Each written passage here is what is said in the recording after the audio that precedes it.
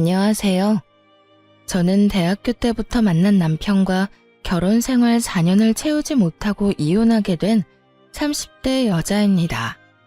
대학교 때 남편은 참 순진하고 맑은 사람이었는데 이혼할 무렵엔 제가 알던 그 착하던 사람은 온데간데 없고 검은 속내로 가득한 추악한 인간이 있을 뿐이더군요.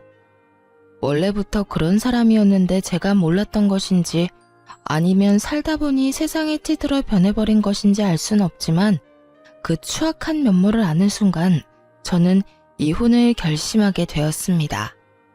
저의 결혼 생활부터 이혼까지 긴 이야기가 될 수도 있지만 함께 들어보실래요? 저와 남편은 앞서 말했듯이 대학교 때부터 만난 사이였어요. 전 학교를 졸업하며 좋은 기업에 취업을 하게 되었지만 그런 저와는 달리 남편은 번번이 면접에서 떨어지기 일쑤였어요. 남편은 저와 같은 회사를 다니기 위해 열심히 노력했고 전 그런 남편을 응원하며 남편의 뒷바라지를 하기 시작했죠. 그렇게 물심양면으로 남편의 취업 뒷바라지를 한 지 2년 끝에 남편은 드디어 저희 회사에 입사를 하게 되었고 남편의 합격 발표가 나던 날 저에게 프로포즈를 해 결혼까지 하게 되었던 것이었어요. 오랜 연애 끝에 한 결혼 생활. 3년. 딱 3년 행복했어요. 3년 차에 되던 해에 저는 임신을 하게 되었고 얼마 지나지 않아 유산까지 하게 되었습니다. 첫 아기를 잃은 슬픔에 저는 몸도 몸이지만 마음마저 많이 망가져만 갔고 잠시 회사를 휴직하고 쉬어가는 시간을 갖게 되었어요. 다른 것도 아닌 유산으로 인해 쉬는 것인데 그걸 가지고 시댁에서 말이 나오기 시작하더군요. 요즘은 맞벌이 해도 먹고 살기 힘들다고들 하던데 그렇게 쉬어도 되니? 저 이제 일주일 쉬었어요, 어머님. 그리고 쭉 쉴 거 아니고 어느 정도 회복되면 복직도 할 거고요. 저 하나 쉰다고 저희 집 망하면 그게 더 이상한 거 아닐까요? 그건 그렇다마는 될 수 있으면 빨리 복직해. 우리 아들이 힘들지 않니? 일주일이든 한 달이든 너는 이렇게 쉬면서 우리 아들 돈이나 펑펑 쓸 텐데 우리 아들만 밤낮 없이 고생하면 너무 불공평하지 않니? 원래 저의 도움으로 남편이 좋은 회사에 취업까지 하게 되었다며 저에게 잘 대해주던 시모였는데 제가 잠시 쉬게 되니 남편 돈으로 호의호식한다며 탐탁치 않아 하는 속내를 감추지 않고 표현하더군요. 남편이 취업을 준비하는 그 시간 동안 돈과 시간을 아낌없이 투자했던 저에게 그런 말을 하니 황당하기도 하고 섭섭하기도 했어요. 하지만 그 당시엔 제가 한마디를 하면 10마디, 20마디로 돌아오는 시모의 잔소리에 대꾸할 여력이 없었기에 그냥 대충 상황을 얼버무리며 넘어가곤 했습니다. 그런데 제가 가만히 참아주니 그래도 되는 사람이라고 느꼈는지 점점 말은 독해져만 갔고 결국 유산 이야기까지 입에 올리더라고요. 돈도 못 벌어오면서 유산까지 하고 우리 아들이 아주 상전을 모시고 사는구나. 너 유산 핑계로 내 아들 밥도 안 차려주고 그런 건 아니지? 시모는 넘지 말아야 할 선을 거침없이 넘고 있었고 결국 전 참지 않고 시모의 막말에 맞서기로 했습니다. 어머님, 입은 비뚤어졌어도 말은 똑바로 하셔야죠. 돈을 못 벌어온 것이 먼저가 아니라 유산을 한 게 먼저예요. 그리고 유산한 것도 제가 무슨 큰 잘못을 해서 유산한 게 아니라 어쩌다 보니 불행이 닥친 일이었다고요. 누가 유산한 게 네 잘못이라고 했니? 왜 발끈하고 그러니? 너 그러다가 시어머니랑 맘먹겠다. 어머님이 말만 안 했다 뿐이지 모든 게 다 제 잘못인 양 말했잖아요. 그리고 어머님, 제가 이런 말까지 안 하려고 했는데 제가 지금 놀면서 쓰는 돈 다 합쳐도 아범 취업 준비하던 기간에 저한테 준 돈 절반도 안 돼요. 절반이 뭔가요? 그 절반도 아마 안 될 거예요. 그런 제가 지금 다른 것도 아니라 유산 때문에 몸도 마음도 힘들어서 집에서 좀 쉬는데 그게 그렇게 탐탁지 않으세요? 탐탁지 않기는? 난 그저 너희가 걱정되어서 그랬지. 너도 참 너다. 아직까지 네가 내 아들한테 해준 돈 계산이나 하고 있었니? 너 그렇게 안 봤는데 아주 계산적인 애였구나. 제가 계산적인 게 아니라 어머님이 저를 이렇게 만들고 계신 거예요. 그러니까 더 나쁜 꼴 보기 싫으시면 이런 상처되는 말은 하지 마세요. 아니, 이런 말로 저한테 상처 주실 거면 앞으로 연락 자체를 하지 말아주세요. 제가 하루라도 빨리 몸도 마음도 건강해져야 돈 벌러 회사에 나가지 않겠어요? 그러면 저는 할 말 다 했으니 이만 끊을게요. 시모의 노발대발하는 소리가 수화기 너머로 들려왔지만 저는 그냥 전화를 끊어버렸어요. 더는 그 말도 안 되는 독설을 들을 필요도 듣고 싶지도 않았기 때문이었죠. 그날 저녁 퇴근 후 돌아온 남편에게 저는 그간 쌓였던 울분을 토해내게 되었어요. 여보, 정말 어머님 너무한 거 아니야? 나한테 돈도 못 벌어오는 게 유산까지 했다고 구박하시더라. 그것뿐인 줄 알아? 당신이 힘들게 벌어오는 돈 놀고 먹으면서 써댄다고 아주 불만도 많으셔. 그랬어? 우리 엄마가 정말 그랬단 말이야? 아, 내가 진짜 당신 볼 면목이 없다. 내가 미안해. 정말 미안해. 당신이 나한테 어떤 사람인데 그런 말을 듣게 해서 미안. 당신이 잘못한 것도 아닌데 사과는 됐고 다신 어머님이 그런 말 나한테 하지 않게만 해줘. 당신이 잘 말 좀 해달란 말이야. 그래, 알겠어. 내가 엄마한테 다신 그러지 말라고 신신당부할게. 남편이 사과도 했고 시모가 다신 그러지 못하도록 잘 말하겠다기에 이를 키우지 않고 그냥 넘어가기로 했습니다. 그런데 시모가 정신을 차리지 못한 것인지 집으로 찾아오며 저를 괴롭히기 시작하더군요. 막상 찾아와서는 무언가 시킨다거나 말을 심하게 한다거나 피해가 되는 행동을 하진 않았지만 좋지 않았던 일도 있었던 터라 시모가 오는 자체가 불편한 건 사실이었어요. 하지만 그렇다고 해서 오는 사람을 아무 이유도 없이 못 오게 막을 수도 없는 노릇이었기에 적당히 시모와 시간을 보내고 돌려보내곤 했었죠. 그러던 어느 날 일이 터지고야 말았죠. 그날은 잠시 외출했다가 퇴근하는 남편을 만나 집으로 돌아온 날이었죠. 집에 들어서니 시모 혼자 집을 아주 엉망진창으로 만들어 놓고선 저희를 기다리고 있더라고요. 제 집처럼 밥도 잘 챙겨 먹었는지 설거지도 쌓여 있었고요. 주인 없는 안방에서 잠도 잤는지 이불도 헝클어져 있었죠. 처음 5초가량은 이게 도무지 무슨 상황인지 판단 자체가 서지 않더군요. 그것도 잠시 시모의 웃으면서 왔냐는 말에 정신이 차려지며 상황 파악이 되었고 곧바로 남편을 쳐다봤어요. 문을 열어줄 사람이 없는데 시모가 집에 떡하니 들어와 있다는 것은 분명 남편이 비밀번호를 알려줬을 거란 확신 때문이었죠. 하지만 제 눈빛을 읽은 남편은 손사래까지 치며 아니라고 억울함을 호소하기 시작하더군요. 나 진짜 아니야. 난 엄마한테 비밀번호 같은 거 안 알려줬어. 내가 미쳤다고 그런 걸 당신이랑 상의도 없이 알려줬을까봐. 남편은 절대 아니라며 손사래를 계속해서 치고 있었고 그럼에도 제가 남편을 계속 보고 있으니 시모가 나서 자초지종을 설명해 주더라고요. 괜히 우리 아들 잡을 필요 없다. 우리 아들 말처럼 나 비밀번호 누르고 들어온 거 아니다. 저번에 왔을 때 보니까 마스터키가 수납장 안에 있길래 내가 미리 챙겨놨어. 오늘도 그걸로 열고 들어왔어. 그러니까 내 아들 좀 그만 쳐다보려무나. 그러다 귀한 우리 아들 얼굴 뚫리겠어.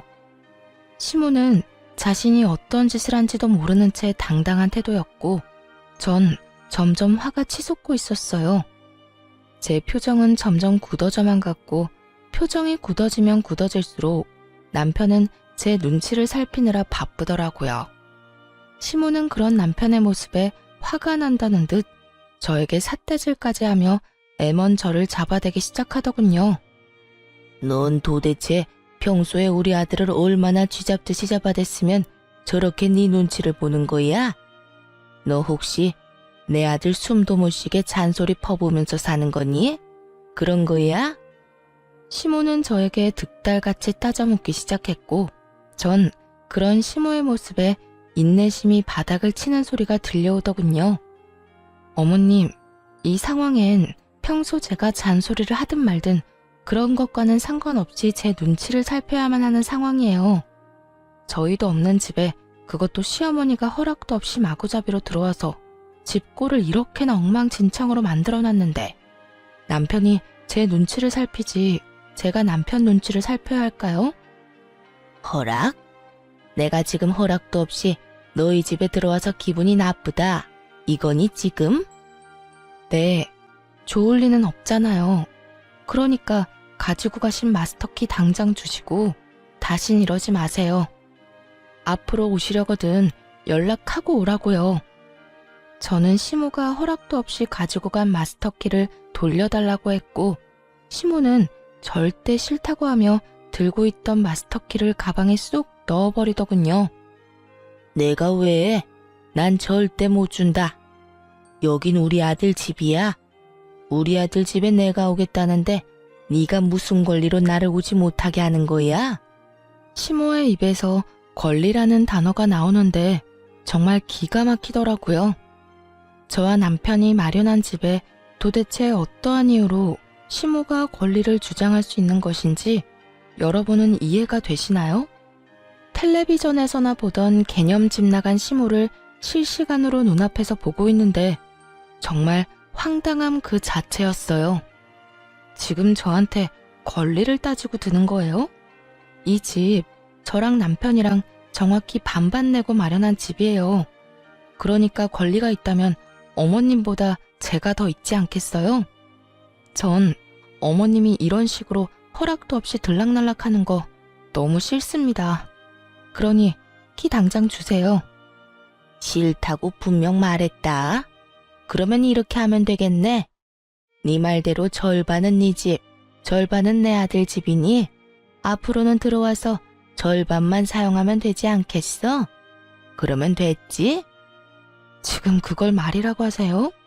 집이 무슨 사과도 아니고 반쪽 딱 가른다고 그게 딱 갈라지나요? 우길 걸 우기세요, 제발. 아무리 어머님이라고 해도 아무도 없는 집에 이렇게 마음대로 들어오는 거 너무 무례한 행동이라고요. 무례? 너 가족끼리 말이 너무 심한 거 아니니? 다른 사람도 아니고 네 남편 엄마야 내가. 그런 내가 내 아들 집에도 마음대로 못 오면 어딜 마음대로 가라는 말이야? 어딜 마음대로 가기는요. 어머님 집 있잖아요. 거기나 마음대로 다니시고 저희 집엔 이런 식으로 마음대로 오지 마세요. 감정이 격해진 시모와 저는 언성까지 높이며 싸우게 되었고 점점 더 심각해지자 남편이 시모를 끌고 집에서 나가더라고요. 그렇게 시모가 가고 난 후 전 곧바로 사람을 불러 도어락 자체를 바꿔버렸어요. 그렇게 해도 화가 가라앉지 않아 씩씩거리고 있는데 시모를 시댁에 데려다주고 돌아온 남편이 바뀐 도어락을 보며 쭈뼛쭈뼛 입을 떼기 시작하더라고요. 꼭 이렇게까지 해야 해? 너무 과하지 않나 싶은데. 전 기가 막혀 콧방귀를 끼며 하나도 치우지 않아 여전히 엉망인 집을 가리키며 쏘아붙여 주었죠. 과한 건 내가 아니라 어머님이야. 입장 바꿔서 생각해봐. 어머님이 아니라 우리 엄마가 집 키를 허락도 없이 가지고 가서 시도 때도 없이 들락날락거리면 당신 같으면 어떤 기분일 것 같은데?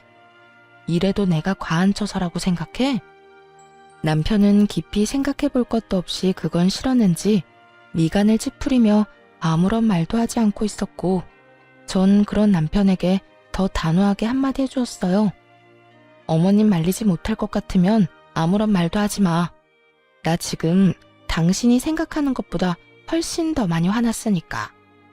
전 다른 건 몰라도 아무도 없는 집에 시모처럼 당연하다는 듯 오가는 행동은 이해할 수도 이해할 생각도 없었으므로 더욱 단호하게 대처하기로 한 것이었어요. 다음 날 제 예상과 같이 시모는 다시 저희 집을 찾아왔고, 그날은 제가 외출을 하지 않고 집에서 시간을 보내던 중이었어요. 밖이 어수선하다 싶더니 아니나 다를까 시모는 벨도 누르지 않고 문을 열려고 하고 있었고, 한참을 문과 실랑이 하던 시모는 그제야 도어락이 바뀌었다는 걸 알았는지 큰 소리의 욕설과 함께 통화하는 소리가 들려오더라고요. 여기요. 문 좀 열려고 하는데 언제쯤 올 수 있어요? 오면 바로 열 수는 있나요? 문을 뜯어내든 부수든 아무런 상관없으니까 빨리 와서 이 문 좀 열어주세요. 시모는 열쇠집에 전화를 해 문을 뜯어달라고 요구하고 있었고, 기가 막혔던 전 바로 현관문을 열어버렸어요. 저와 시모는 눈이 마주쳤고, 시모는 전화를 그냥 끊더니 태연하게 이렇게 말하더라고요. 아무래도 네가 안 열어줄 것 같아서 아예 문을 뜯어내고 들어가려고 했더니 왜 열었니? 문 뜯길 때까지 기다리지. 하여튼 요즘 것들 버릇없다고 하더니 시험이 못 오게 도어락을 바꿔? 어디서 배운 건방진 짓거리야? 내가 말했지. 내 아들 집에 내가 마음대로 오는 건 당연한 거라고. 도대체 몇 번을 말해야 알아들으시겠어요? 이 집엔 어머님이 마음대로 오갈 수 있는 그 어떠한 권리도 없다니까요. 이 집의 주인은 남편과 저예요. 아무리 어머님이 제 남편의 친엄마라고 한들 저희의 보금자리까지 마음대로 할 권리는 없다고요. 내가 된다고 하면 되는 거고, 내가 하겠다고 하면 너는 그저 입 다물고 내 뜻에 따르면 되는 거야. 어디 며느리가 시어미한테 눈 똑바로 뜨고 큰 소리야. 하여튼 도어락 원래대로 해놓지 않으면 다음번에 이 문짝을 다 뜯어내버릴 테니 그런 줄이나 알아. 시모는 적반하장으로 저에게 화를 내고 있었고, 전 그런 시모를 인간적으로 대해주면 안 되겠다는 생각이 들었어요. 그랬어요? 그러면 문 닫고 들어갈 테니 어디 뜯으려면 뜯어보세요. 단 우리 집 문에 손이라도 대는 소리가 들렸다간 당장 경찰서에 신고할 겁니다. 보이시죠? 저 농담 아니에요. 저는 이렇게 말하며 휴대전화에 눌린 112 화면을 보여주었고, 시모는 씩씩거리며 온갖 욕을 하기 시작했어요. 너 진짜 이런 식으로 나올 거야? 후회 안 할 자신이 있니? 제가 후회를 왜 해요? 이때껏 어머님이 하는 대로 그냥 두고 본 게 후회가 된다면 될지언정 오늘 이런 행동에 대한 후회는 전혀 없는걸요? 그래? 그래, 어디 두고 보자. 내가 내 아들한테 다 말해버릴 거야. 그때 가서도 네가 이렇게 당당한지 두고 보자고. 시모는 끝까지 무섭지도 않은 으름장을 놓으며 집으로 돌아가더군요. 그날 저녁 퇴근을 한 남편에게 하소연을 하게 되었고, 남편의 반응이 제 생각과는 달라도 너무 달라졌더라고요. 여보, 오늘 어머님 또 오셨었는데 어떻게 하신 줄 알아? 글쎄 열쇠집에 전화해서 문을 뜯어달라고 하시더라니까. 이러다 진짜 문 뜯고 들어오실 기세야. 그러게 내가 도어락까지 바꾸는 건 너무 과하다고 했잖아. 엄마도 잘한 거 없지만 당신도 마찬가지야. 그래도 우리 엄마인데 경찰까지 들먹이면서 쫓아냈어야 했어. 내가 오죽했으면 그렇게까지 했겠어? 어머님은 가만히 있는데 내가 그렇게까지 했겠냐고. 문을 뜯으려고 했다니까. 우리 엄마도 많이 섭섭했나 보지. 그 순간에 화가 나기도 했을 테고. 이번엔 당신이 잘못했어. 화 좀 가라앉고 나면 엄마한테 사과해. 평소의 남편이었다면 이런 상황에서 시모에게 모질게 한 섭섭함 내비치긴 했을 거예요. 조금이라도 제 편을 들어주었을 텐데 이날은 오로지 시모의 편을 들며 오히려 저를 나무라기 시작하더라고요. 심지어 사과까지 요구했고요. 사과까지 하라고? 내가 뭘 잘못했는데. 애초에 어제 그렇게까지 싫다고 했는데 또 연락도 없이 찾아와서 마음대로 문을 열려고 한 사람은 어머님이야. 거기에다 마음대로 되지 않으니까 사람까지 불러서 문까지 뜯어내려고 했고. 여기서 내가 잘못한 게 뭔데? 112 좀 누른 거? 그렇게 안 했으면 어머님이 고분고분하게 집에 갔을 것 같아? 아무리 그래도 그건 아니지. 당신 이럴 때 보면 많이 매정한 거 알아? 엄마도 당신이랑 그렇게 다투고 나서 좋은 마음으로 화해하려고 찾아온 거일 수도 있잖아. 사과하러 온 사람이 돌려달라는 마스터키로 문을 열고 들어오려고 해? 그게 말이나 된다고 생각해? 앞뒤가 맞는 상황이라고 생각하냐고. 그저 어머님은 어제 내가 그렇게 했으니 오늘 나한테 복수하려고 찾아오신 거야.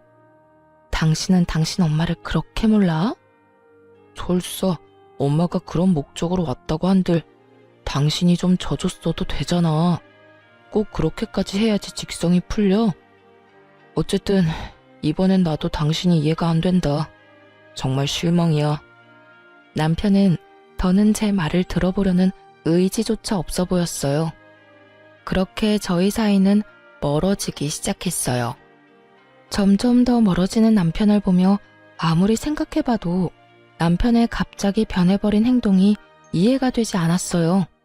객관적으로 생각해도 아무도 없는 아들 집에 마음대로 문 따고 오가려고 하는 시모가 잘못한 것이 분명한데 남편의 일방적으로 치우친 행동이 이해가 되지 않았죠. 남편과 결혼 이후 처음으로 크게 싸운 것이 되었고 전 남편이 이해되지 않는 것을 넘어 의심스러워지기 시작했어요. 거기에다 시모가 잠잠한 것도 이상했죠. 시모의 성격상 그런 일이 있었다고 한들 저희 집으로 찾아와도 몇 번을 찾아와 난리를 부렸어야 하는 사람인데 찾아오기는커녕 연락조차 오지 않더라고요. 남편은 저와 사이가 좋지 않다는 걸 핑계로 집으로 돌아오는 시간이 늦어지고 있었고 남편을 오래 봐왔던 시간만큼 누구보다 남편을 잘 알던 저는 우리 관계를 위해서도 뒷조사가 필요하다고 생각했어요. 무엇보다 이상한 건 저를 대하는 남편의 태도였죠. 여보, 요즘 너무 늦는 거 아니야? 야근을 강요하는 회사도 아닌데 이렇게 늦게까지 뭐 하다 오는 거야? 알아서 뭐하게? 어? 나는 걱정되어서 그렇지. 요즘 우리 사이 안 좋은 것 때문에 일부러 이렇게 늦게 들어오나 싶어서. 잘 알고 있으면서 묻기는 왜 물어? 당신 말대로 당신이랑 나랑 요즘 사이도 안 좋은데 집에 일찍 들어와봤자 기분밖에 더 상해?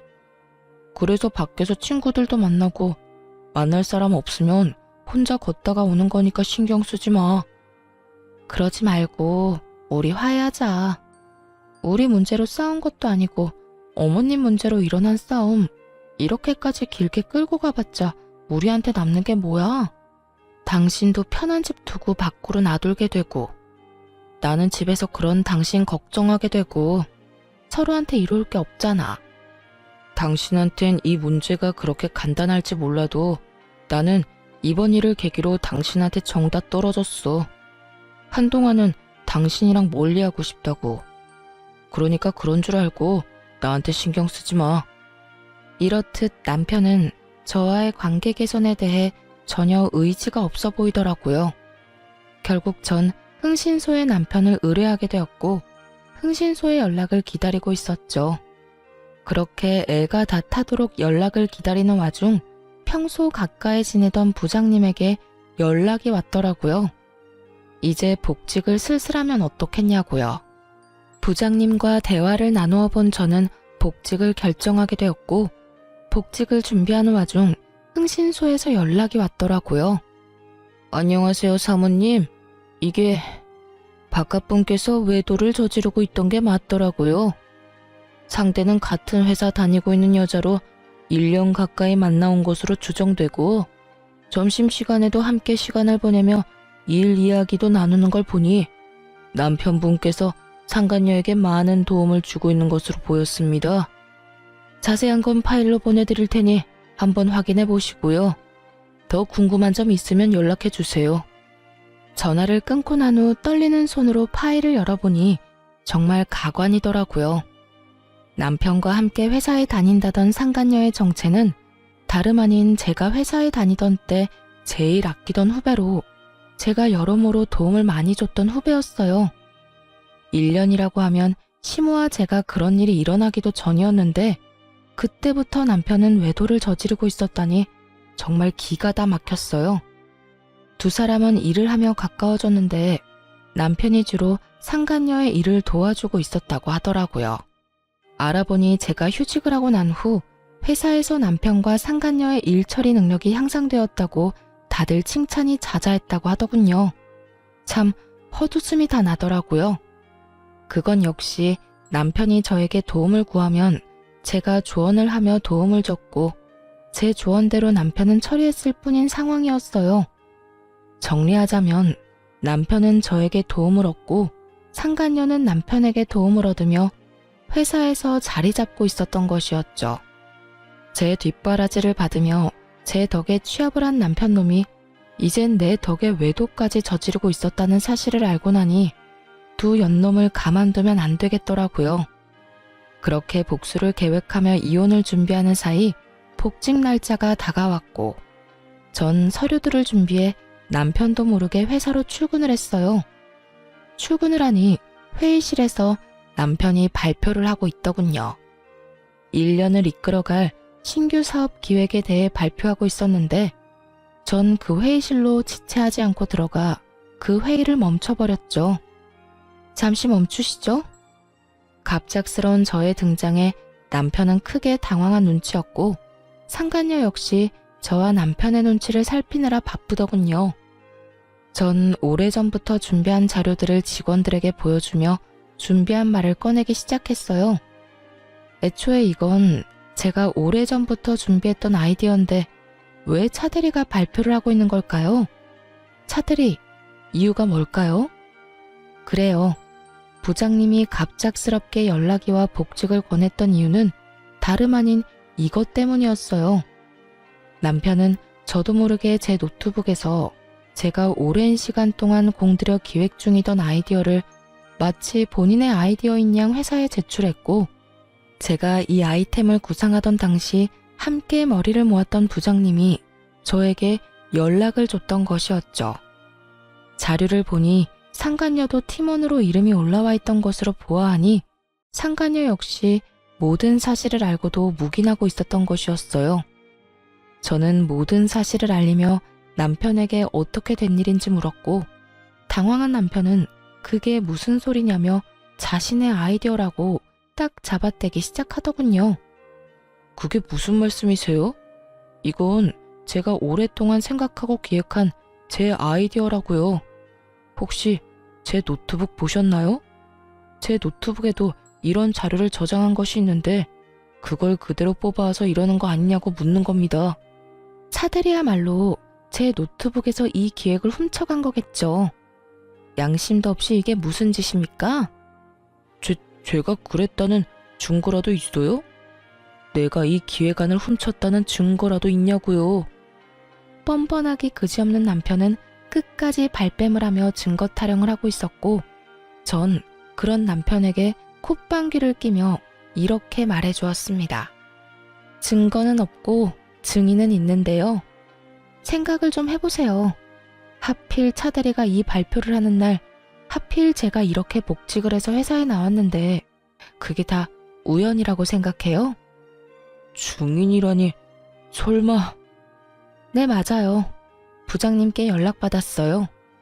저하고 부장님이 함께 기획하던 아이디어인데 차대리가 떡하니 차대리 이름 붙여서 기획서 올렸다고요. 그러니 내가 편안히 쉴 수가 있었겠어요? 그게 부장님이랑 짜고 거짓말하는 걸 수도 있잖아요. 두 사람 워낙 친하니까 나 물먹이려고 거짓말하는 건지 어떻게 알아요? 다들 믿지 마세요. 이건 전부 거짓말이라고요. 남편은 끝까지 이상한 소리를 해대고 있었고 그때 프로젝트를 진행하게 되면 함께하려 했었던 직원들이 나서주기 시작했어요. 저도 증인이에요. 저도 그 프로젝트 시작하게 되면 참여할 수도 있다고 기획안이랑 다 살펴본 적 있거든요. 그래서 차 대리님이 이 계획서로 발표하실 때 이상하다 하긴 했어요. 저도요. 저 역시 기획안 본 적 있어요. 여러 사람이 제 말에 힘을 실어주고 있었고 남편은 더는 우길 수가 없다 싶었는지 붉어진 얼굴을 하고선 저를 회의실 밖으로 끌고 나와버리더군요. 당신, 내가 잘 되는 게 그렇게나 꼴 보기 싫었어? 아무리 그래도 그렇지, 이건 너무하잖아. 당신이 이딴 식으로 나오면 내가 앞으로 회사 생활을 어떻게 해? 좋은 게 좋은 거라고 당신 노트북에서 묵혀 없어질 바엔 나라도 이렇게 꺼내주면 오히려 고마워해야 하는 거 아니냐고. 남편은 말도 안 되는 개소리를 참 뻔뻔하게도 내뱉더군요. 그리고 이 일이 잘 됐으면 내 진급은 따놓은 당상일 텐데 그렇게 됐으면 나만 좋아? 당신도 좋았을 거 아니야. 부부는 일심동체라고. 내가 좋아지면 당신도 당연히 좋아질 텐데 당신 때문에 다 망쳤잖아. 그나마 남아있던 미운 정마저 다 떨어져 나가는 느낌이 다 들더라고요.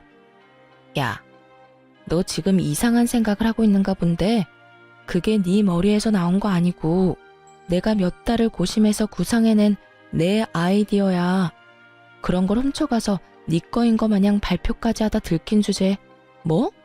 나 때문에 다 망쳐? 정신 좀 차려. 아무리 부부 사이더라도 남의 아이디어 훔쳐가는 건 하면 안 되는 행동이야. 넌 초등학교 졸업도 못했니? 이런 건 초등학생 때 다 배우지 않아? 뭐야? 너 말 다 했어? 넌 그게 남편한테 할 말이야? 남편은 개뿔? 잘 들어.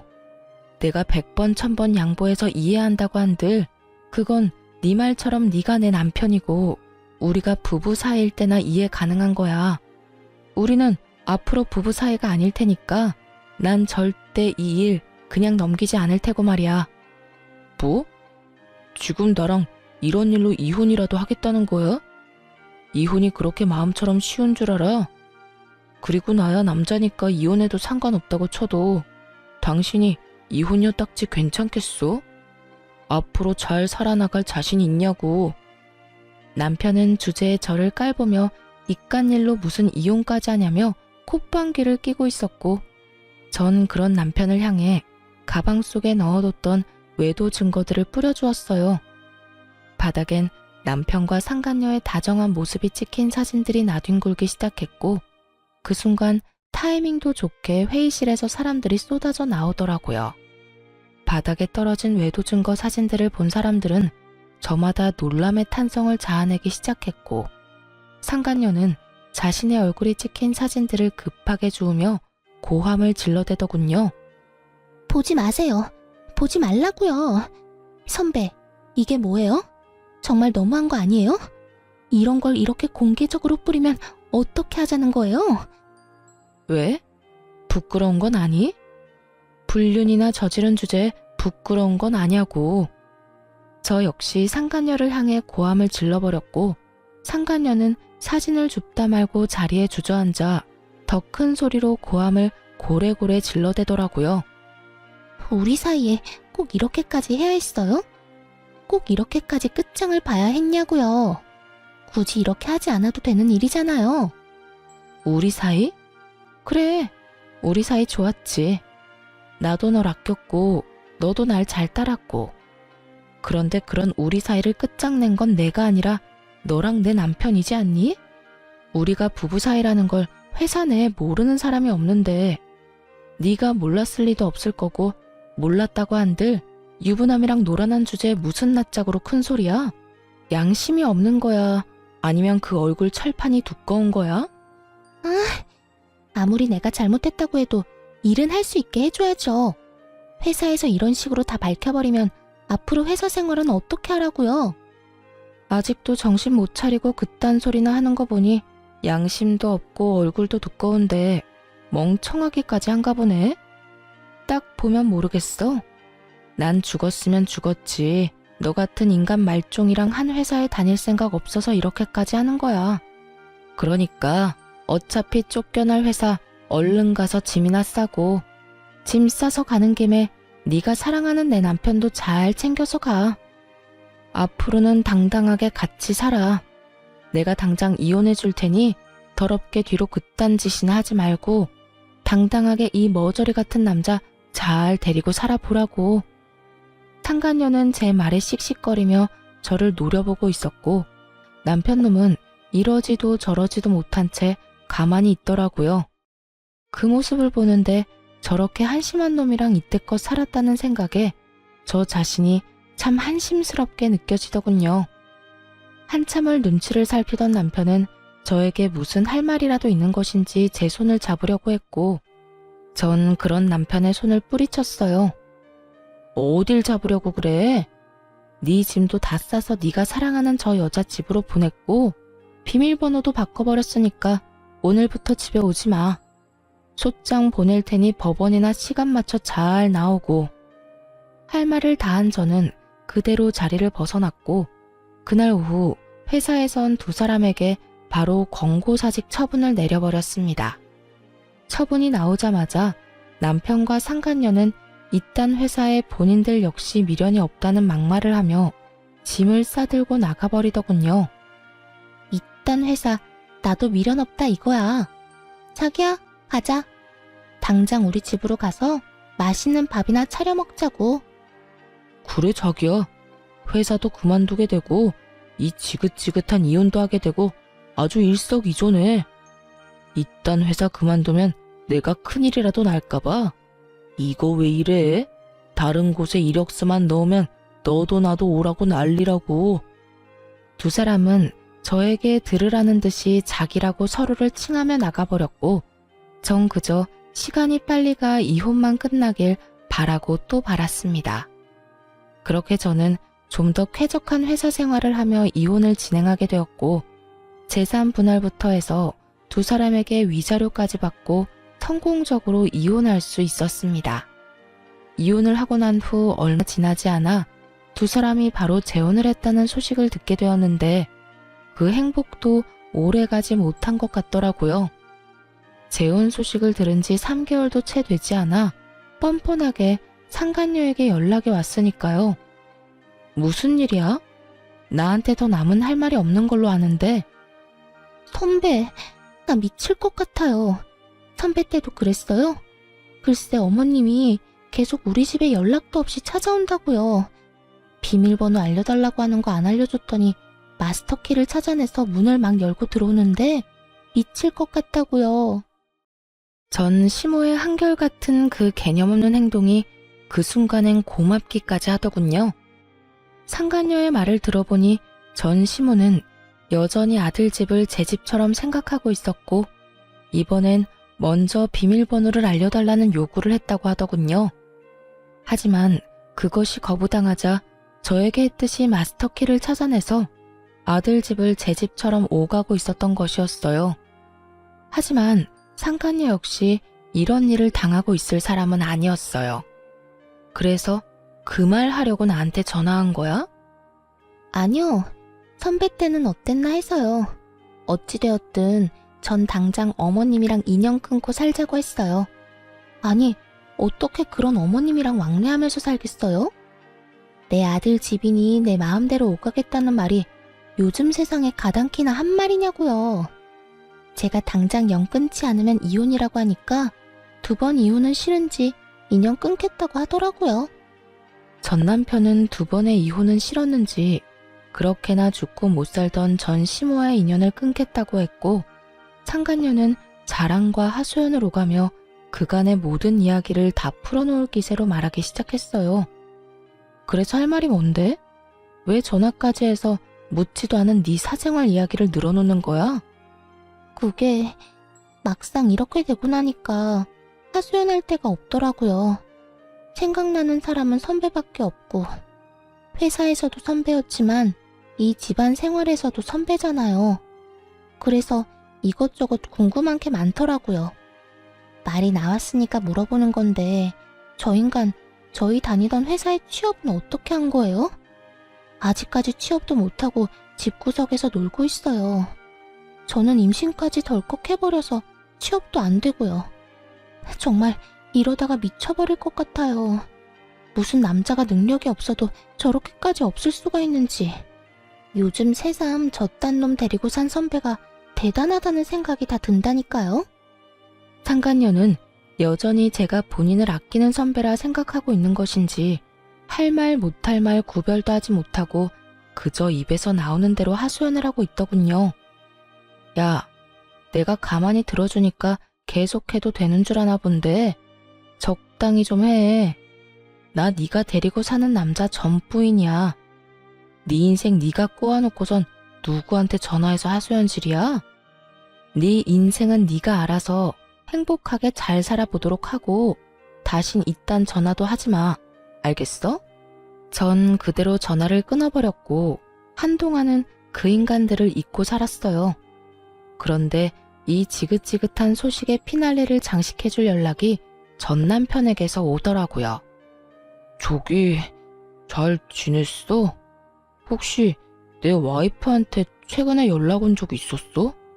전 남편은 망설이는가 싶더니 본론을 꺼냈고 전 그런 전 남편에게 비웃음을 지어주며 대답해줬어요.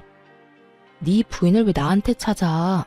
설마 홀몸도 아닌데 집이라도 나간 거야? 그게... 집사람 유산했어. 대강 아는 것 같으니까 편하게 이야기할게. 나 집사람 때문에 엄마랑 인연까지 끊었는데 그것 때문에 엄마가 화가 많이 났었나 봐. 당신도 알잖아. 우리 엄마가 나에 대한 사랑이 유별난 거. 그런데 그런 아들이랑 며느리 때문에 영까지 끊게 생겼으니 화가 나지 않았겠어?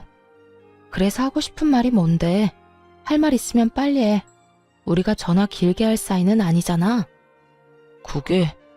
그래서 우리 엄마가 화가 많이 났는지 우리 집에는 못 들어오니까 우리 집 근처에서 기다리고 있다가 집사람을 좀 괴롭힌 모양이야. 처음엔 말로 하다가 점점 감정이 과격해지면서 손까지 올린 모양이더라고. 그것 때문에 임신 초기였던 집사람은 유산까지 해버렸고 말이야. 그래서 태어나는 날 데리러 갔더니 도망을 쳐버렸는지 어디에도 없고 연락도 안 돼. 알만한 상황이었어요. 전 시모의 성격에 연을 끊게 만든 상간녀를 가만둘 리 없었고 그렇지 않아도 아끼고 아끼던 아들이 재혼남이 된 것도 모자라 백수까지 되어서 그렇지 않아도 기회를 엿보고 있었던 터겠죠. 이런저런 감정이 다 섞인 전 시모는 상간녀를 호되게 몰아붙였고 그렇게 유산까지 하게 된 상간녀는 그대로 살고자 도망을 쳐버린 것이었어요. 그래서 나한테 연락을 한 거야? 혹시나 네 부인이 나한테 찾아라도 왔을까봐? 다 연락해봤는데 다들 모른다고 하길래. 달린 머리로 생각이란 걸 좀 해. 장식용으로 그저 달고만 다니기엔 너무 무겁지 않아? 생각을 해서 활용을 좀 하라고. 너 같으면 네 엄마랑 너 피해서 도망가는데 전 부인한테 연락을 했겠어? 내가 무슨 짓을 할 줄 알고? 아니, 난 혹시나 해서 연락해본 거야. 당신 잘 지내나 싶기도 하고 겸사겸사 안부나 물을 겸 해서 말이야. 내 안부 물을 시간에 너나 똑바로 살아. 그 난리를 피우고 재혼까지 해놓고 아직도 그러고 살아? 네가 마누라를 지킬 수나 있니? 네 애를 지킬 수나 있니? 제발 정신 좀 차리고 살아. 무슨 말을 그렇게까지 하냐? 나라고 뭐 속이 편한 줄 알아? 그런 일이 일어난 걸 나보고 어떻게 하란 말이야. 그리고 집사람이 그렇게 쉽게 유산될 줄 남들 알았겠어? 다 됐고 네 가족은 네가 알아서 찾고 나한테 다시는 연락도 하지 마. 이렇게 저는 전화를 끊어버리려고 하는데 시모의 다급한 목소리가 들려오더군요. 잠깐만. 여보세요. 끊었니? 여보세요. 말하세요. 아직 안 끊었네. 대답을 좀 빨리 하면 얼마나 좋니? 난 또 끊은 줄 알았지 않니? 할 말 있으면 빨리 하라고요. 성질 급하기는. 너도 이야기 다 들었다시피 우리 아들이 다시 혼자가 되게 생겼어. 그래서 하는 말인데 네가 다시 돌아오면 안 되겠니? 네? 그러니까 저한테 지금 재결합이라도 하란 말인가요? 그래. 지금 집 나간 물건은 몸도 너무 약하고 무엇보다 되바라져서 다시 돌아온다고 해도 안 받아줄 예정이다. 내가 곰곰이 생각해봤는데 우리 아들한텐 네가 딱 맞아. 네가 취업 못하는 우리 아들 2년 만에 취업도 시키지 않았니? 그러니까 이번에도 우리 아들이랑 같이 살면서 다시 한번 사람 구실하고 살게 만들면 되지 않겠니? 정말 감탄이 다 나오더라고요. 어떻게 사람이 뻔뻔해도 이렇게까지 뻔뻔할 수가 있는지 놀랍기까지 했으니까요. 하긴 조강지처였던 저는 3년 만에, 그리고 재혼한 상가녀는 3개월 만에 내쫓았는데 이 정도 뻔뻔해야 가능한 일이었지 않나 싶기도 하더군요. 대답을 목이 빠지라 기다리는 듯 했고 전 그런 전시모에게 크게 한 방 먹여주기로 했어요. 아줌마, 잘 들으세요. 아줌마 같은 인간이랑 가족으로 다시 엮일 바엔 평생 혼자 살 거네요. 뻑하면 아들 집이 내 집이다 하고 찾아오질 않나. 못 들어오게 하면 문을 뜯어낼 거라고 하질 않나. 그것뿐이에요. 아들하고 며느리 사이의 이간질은 물론이고 이번엔 뱃속의 손주까지 그 손으로 잃게 했다면서요. 그런 아줌마 며느리를 다시 하라고요? 내가 어떻게 이혼했는데 그 짓을 다시 하러 제 발로 가겠어요? 정신 차리세요. 정신 차리는 김에 아들 재혼도 못하게 하고요. 또 누구 인생 망치려고 아들 재혼을 시켜요? 그냥 그 능력도 없는 놈 끼고 평생 사세요. 시모는 입에 담지도 못할 욕을 하기 시작했고 마지막으로 으름장을 놓고 전화를 끊어버렸어요. 아줌마나 아줌마 아들이나 다신 나한테 전화하면 이번에야말로 경찰에 신고할 테니 그런 줄 알고 끊어요. 그렇게 전화를 끊어버린 후 저는 바로 번호를 바꿔버렸어요. 제가 알기론 퇴직금도 저에게 위자료로 주고 신혼집도 빚을 내서 마련한 집일 텐데 빚쟁이가 된 아들을 꼼짝없이 안고 살게 된 전시모나 빚쟁이 백수가 되어버린 전남편이나 인생이 제대로 꼬여버린 상간녀까지 그 앞날이 참 시궁창이었겠다 싶었네요. 그 후 전 회사에 다니며 잘 지내고 있어요. 한동안은 저의 이혼 스토리 때문에 떠들썩하긴 했지만 이젠 시간이 꽤 흘러 그 이야기를 꺼내는 사람은 없네요. 전 올해 진급을 했고 여전히 혼자인 채로 지내고 있습니다. 혼자인 자유를 만끽하고 있다고나 할까요? 주말엔 집에서 온종일 잠을 자며 충전의 시간을 갖기도 하고 혼자 영화를 보러 다니고 여행도 다니며 아주 만족스러운 시간을 보내고 있어요.